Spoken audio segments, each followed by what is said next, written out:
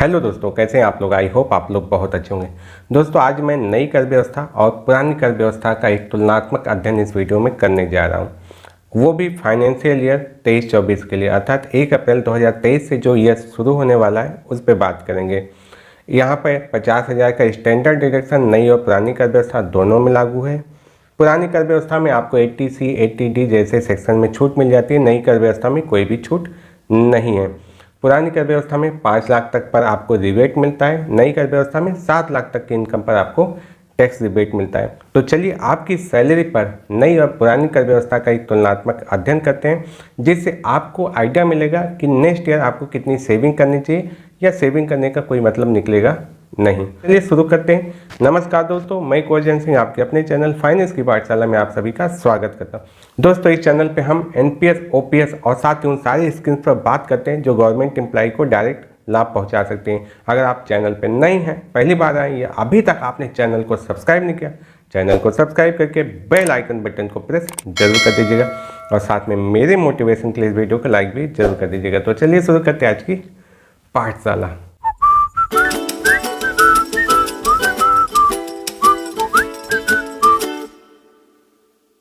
तो दोस्तों, ये मैंने एक्सेल शीट ओपन कर ली है और मैंने इसे जूम भी कर लिया है कि आपको बड़े बड़े अक्षरों में साफ साफ दिखे। तो यहाँ पर एक ही फॉर्मेट पे मैंने नई और पुरानी दोनों कर व्यवस्था का तुलनात्मक अध्ययन किया हुआ है और यह सैलरी है एक टीचर्स की, अध्यापक की, और इनका बेसिक जो है वो 55,200 अभी है और इनका अगले जुलाई 2023 में इनका इंक्रीमेंट हो जाएगा 56,100। अभी 38% डीए चल रहा है और ये डीए बढ़कर 42% होना है जनवरी से, और फिर मैंने एजम्पशन किया है कि ये 3% और बढ़ेगा तो 45% हो जाएगा। HRA 1840, एनपीएस में डिडक्शन हो रहा है और टोटल इनकम अब इनकी हो जा रही है 9,97,700 रुपये।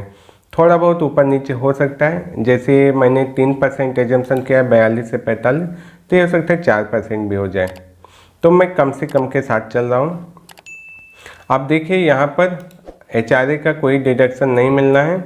कुल आय के कॉलम दोनों में बराबर हैं। स्टैंडर्ड डिडक्शन अब दोनों में 50,000 का है, नई और पुरानी कर व्यवस्था में। तो total income after standard deduction 9,47,700। यहाँ पर इनका एनपीएस में डिडक्शन हो गया 95,042, LIC में 5,324, टर्म इंश्योरेंस 18,318 और म्यूचुअल फंड में 68,272, पीपीएफ में 12,000, जीआईएस तो जीआईएस तो अब नहीं है फिलहाल, यहाँ शो किया गया है, तो कोई बात नहीं। हमें मैक्सिमम 2 लाख दिखाना है तो हम 2 लाख एक एजम्पशन ले सकते हैं या तो कई आप सारी चीज़ों को अलग अलग करके दिखाया भी गया है। अब 2 लाख में आप 80C में 1,50,000 एनपीएस एडिशनल जो मिलता है वो 50,000, टोटल 2 लाख रुपये। आप यहाँ पर डिडक्शन ले लेंगे 2 लाख, तो 9,47,000 में से 2 लाख गया 7,47,000। तो यहाँ पर 0 से 2,50,000 तक इनकम पर जीरो टैक्स, 2,50,000 से 5 लाख तक 5% और 5 लाख से 10 लाख तक 20%। तो ये आ गया हमारा 49,540 रुपये। तो टोटल आ चुका है हमारा टैक्स यहाँ पर 62,040 रुपये। इस पर हमने स्वास्थ्य, शिक्षा एवं स्वास्थ्य उपकर सेस लगा दिया 4%, ये हो गया 2,482। अब टोटल इनकम हो गई, टैक्स हो गया हमारा 64,522। अब सेम चीज़ों को नई कर व्यवस्था में देखते हैं। क्योंकि नई कर व्यवस्था में कोई डिडक्शन नहीं है, सिर्फ स्टैंडर्ड डिडक्शन है 9,47,700। यहाँ पर 3 लाख तक कोई टैक्स नहीं है, 3 से 6 लाख 5%, ये हो गया 15,000, 3 लाख का 5% 15,000, 6 से 9 लाख अर्थात 3 लाख का 10%, ये हो गया 30,000 रुपये, और 9 लाख से 12 लाख तक ये हो गया 3 लाख। तो 9 लाख से 12 लाख यहाँ पर सिर्फ पड़ रहा है 47,700 रुपये। तो 47,700 का 15%, तो ये 7,155 टोटल हो गया हमारा जोड़कर 52,155 रुपये। यहाँ पर हमने सरचार्ज लगा दिया 2,086 रुपये, टोटल हो गए 54,241। तो हम देख रहे हैं यहाँ पर नई और पुरानी कर व्यवस्था में लगभग 10,000 रुपये का अंतर आ रहा है, अगर हम पुरानी कर व्यवस्था में सारे डिडक्शन ले रहे हैं। हाँ, किसी का होम लोन चल रहा है तो होम लोन अगर आपने यहाँ पर 2 लाख दिखा दिया तो इस कंडीशन में आप देखेंगे कि यहाँ टैक्स आ जा रहा है 22,000 रुपये, तो काफ़ी फ़र्क पड़ जा रहा है। तो अगर आपका होम लोन का ब्याज 1 साल में 1 लाख भी आ रहा है तब भी फ़र्क पड़ रहा है, और अगर 50,000 से ब्याज आ रहा है तब कोई ख़ास फ़र्क नहीं पड़ रहा है। अब बात कर लेते हैं इसी में, अगर किसी का 80U है तो वहाँ पर उसे फ़र्क पड़ेगा। अगर किसी को यहाँ पर हेल्थ इंश्योरेंस के प्रीमियम भी दिखाने को मिल रहे हैं 25,000 तक जो आप दिखा सकते हैं, तो उस पर भी फ़र्क आपको पड़ेगा। तो यहाँ पर देखिए हमने हेल्थ इंश्योरेंस दिखा दिया 25,000 तक, और ये यहाँ पर हाउस रेंट हटा दिया, sorry home loan interest amount हटा दिया। तब देखिए 25,000 दिखाने पर भी कोई फ़ायदा नहीं हो रहा है, अर्थात 2,25,000 पर भी हमें फ़ायदा नहीं है। तो कुल मिला के आप देख सकते हैं कि अगर आपकी इनकम 10 लाख के करीब जा रही है तो पुरानी कर व्यवस्था में आपको फ़ायदा लेने में अर्थात छूट प्राप्त करके टैक्स बचाने में बड़ी मशक्क़त करनी पड़ सकती है। अब बात करते हैं हम उन लोगों की जिनकी इनकम 7.5 लाख 8 लाख के बीच में है।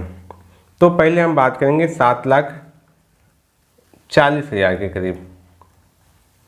इससे एक आइडिया बहुत लोगों का था कि यार 7.5 लाख की इनकम जीरो होने की बात हो रही, लेकिन किस तरह से। देखो 7,40,000 की इनकम पर दोनों पे स्टैंडर्ड डिडक्शन मिल गया। यहाँ पर हम देखते हैं कि स्टैंडर्ड डिडक्शन के बाद ये आ गया 6,90,000। तो यहाँ पर 6,90,000 हो चुका है। अब यहाँ पर हम छूट दिखाते हैं 2 लाख तक की, तो ये हमारा 4,90,000 हो गया। तो यहाँ पे हमको रिबेट मिल जाएगा 4,90,000, मतलब 2,50,000 से 5 लाख के बीच में जो भी टैक्स बनेगा उस पर पूरा हमें रिबेट मिल जाएगा। ये आता है यहाँ पर छूट, ये छूट का कॉलम है जो बन रहा है 10,500 के करीब। तो यहाँ पर 10,500 हम लिख देते हैं, तो ये पूरा हो गया हमारा टैक्स जीरो। अब चलते हैं नई कर व्यवस्था में।